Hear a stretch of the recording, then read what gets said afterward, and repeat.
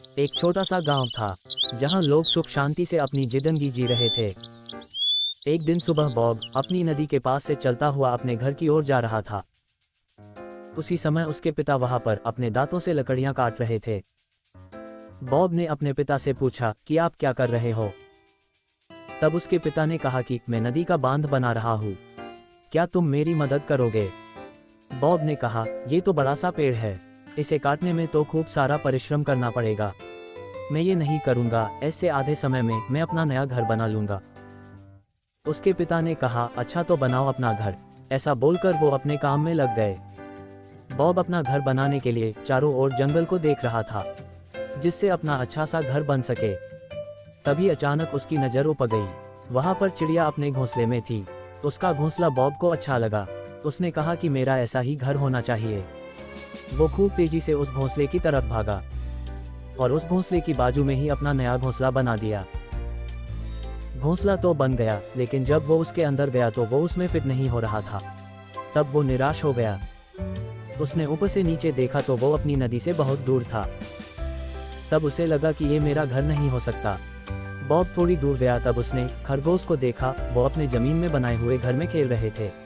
तब बॉब ने सोचा कि ये मेरा घर होना चाहिए।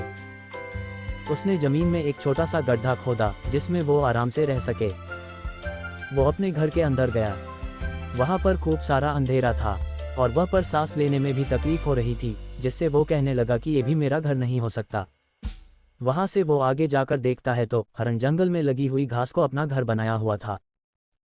उसके बाद बॉब भी सोचा, चलो इसे ही अपना घर बना लेते हैं।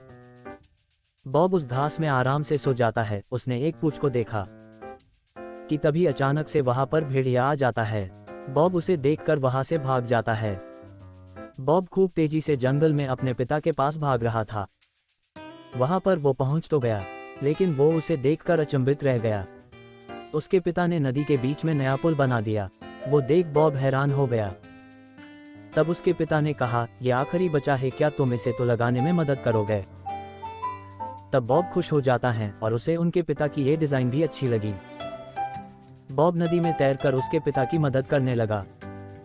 उसके पिता ने उसको एक खुफिया जगह पर ले जाता है जो कि उस पुल के अंदर थी। उसके अंदर खूब सारी घास बिछाई हुई थी जो कि खूब अच्छी लग रही थी। बॉब और उनके पिता अच्छे से आराम कर सकते थे। तब बॉब ने पूछा, आपने ऐसा परफेक्ट घर कैसे बना लिया। उसके पिता ने कहा, यह एक धीरज के फल है। मैंने ये कैसे बनाया मैं तुमको अगली बार सिखाऊंगा, मैं उसे जरूर सीखूंगा।